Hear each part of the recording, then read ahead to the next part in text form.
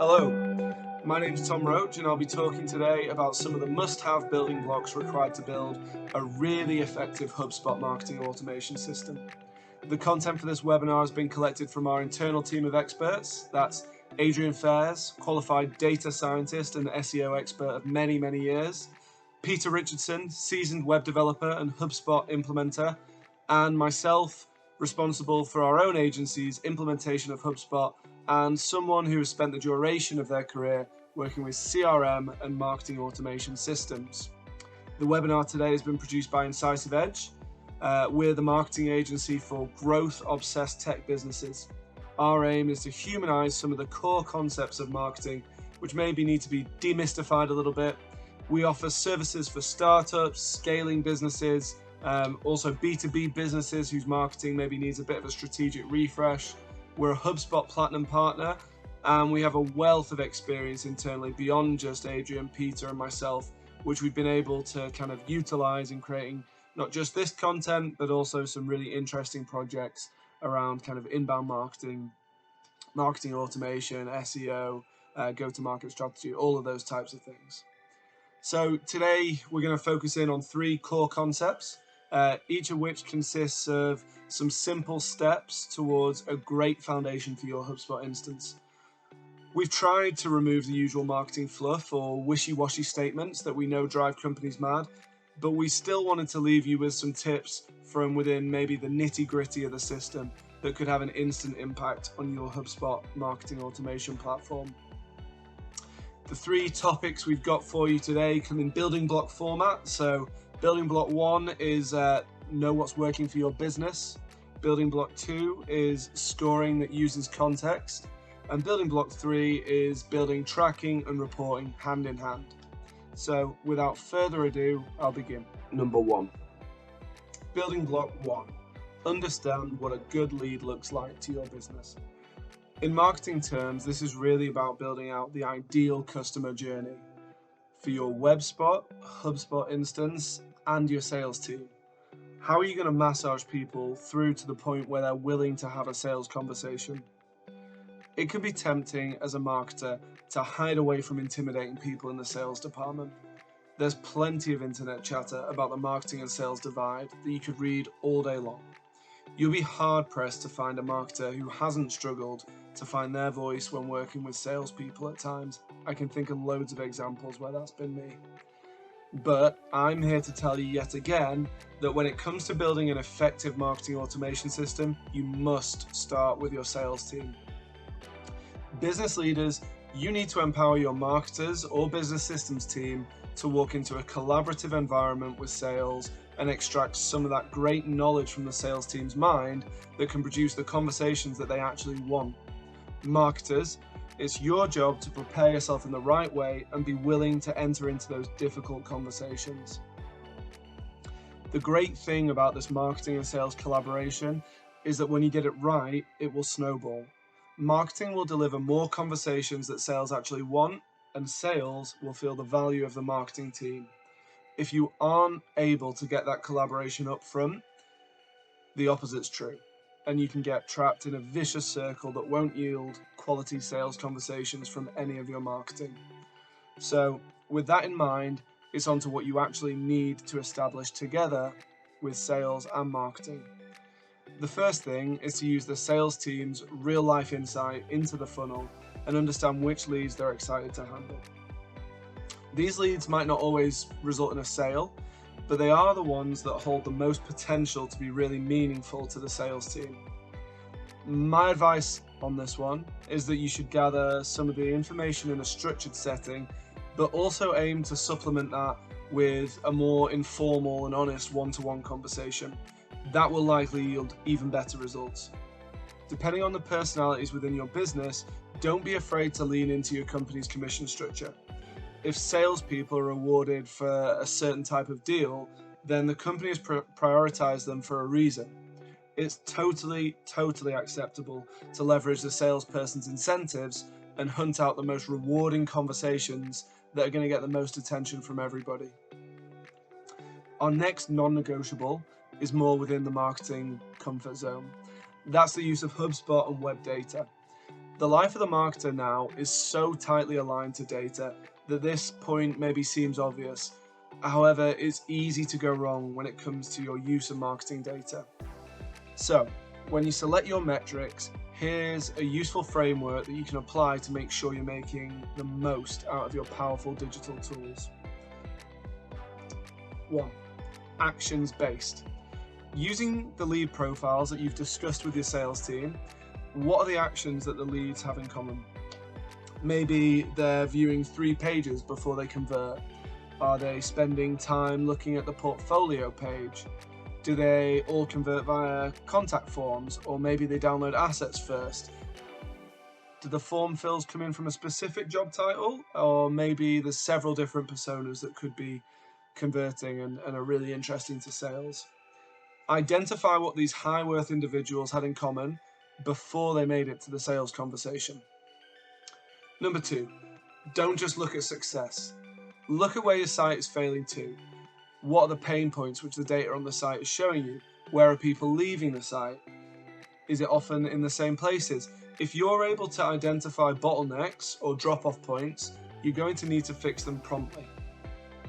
And finally, consider feedback mechanisms on site. So let's bridge the gap between real-life anecdotal feedback and automated data collection. We can do this by using online chat, or maybe large form comments boxes within forms. Perhaps people are struggling to find the buy button on your site and you need to give them the opportunity to tell you so that they don't just go elsewhere.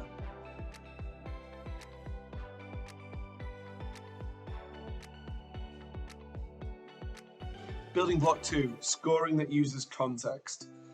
The second building block which you're going to need in order to make sure that your HubSpot instance is firing on all cylinders is an efficient and well-communicated scoring setup within the system. Scoring is the basis for B2B marketing automation, and proper execution at this element will yield fantastic results that you just simply can't get from other marketing products. For those who may be new to the concept of scoring within marketing automation, this refers to the process of attaching a numerical value to prospects' activity or profile data, and then using that to trigger automations such as creating a lead record, sending an email, or even notifying a member of the sales team. Our internal team of experts have created a few useful tips that you should keep close at hand when you're building your HubSpot scoring. Number 1, start simple and build from there. Don't try to build a complicated web of automations on your first pass. Look at the customer journey instead and store the most important actions or profile elements appropriately. Number 2, if you're editing old scoring or old rules, be careful to check. Do you want those changes in the scoring to be applied retrospectively as well as to future activity? This is a great feature of HubSpot that other marketing automation systems don't offer, so be sure you know what you want. Number 3, avoid absolutes. You might not be interested in ISP emails. You might not be interested in contacts from countries that are out of your primary market. But don't just block all of these individuals. Instead, use those fields to reduce the score on the prospect so that they take longer to qualify. If they still make it through your scoring rules and into the CRM, then they are highly engaged and well worth a look. 4, give your system room to evolve. So if you want to qualify leads after, let's say, 5 engagements, instead of assigning 5 scores of 1 point and creating an SQL when they reach that score of 5, try instead to use multiples of 10. That way, in the future, you can build in more touch points or weight some activities higher than other ones. In this example, that would be as simple as changing the score of 1 to 10 and qualifying at 50 instead of 5. Tip number 5, remember score is cumulative. So page views are one area where this is particularly important. Let's take an example. Say your SQL score is 50 and you're scoring a view of your About Us page on the website with 5 points, a view of your product page on the website with 5 points, and a session of any 3 pages on the website with a score of 5 points too. That means that if a visitor views home, then the product page, and then the About Us page all in one visit, then they'll actually receive a cumulative score of 15. Now that might be what you want, it might be not what you want. Play out a few scenarios and prepare to implement your scoring appropriately for your sales funnel. Number 6, if marketing are throwing things over the fence, then make sure that sales are ready to catch them. The MQL to SQL handover is critical. As you build in the scoring, make sure that you have a pre-agreed process with sales for how the SQLs will be handled. It's proven that time to contact is one of the most critical factors in handling hot leads. Put some SLAs in place with your sales leaders and be ready to jump on leads when they come in. Building block 3, build your tracking and reporting hand in hand. This is a good one, and it can be especially important to consider this if you're early in your use of HubSpot as a system, or if you're implementing large-scale technical or process change. Focusing on the reporting you need at a strategic level will make it far easier to avoid distraction from some of the bells and whistles when you're implementing your tracking. So here are our 3 tips to producing tracking and reporting that complement one another. To begin with, it's important to maintain alignment in your sales and marketing here. Again, we've already talked about this. If marketing are reporting on MQL growth as a success metric, but sales only want to hear about SQLs, then you're going to be in trouble.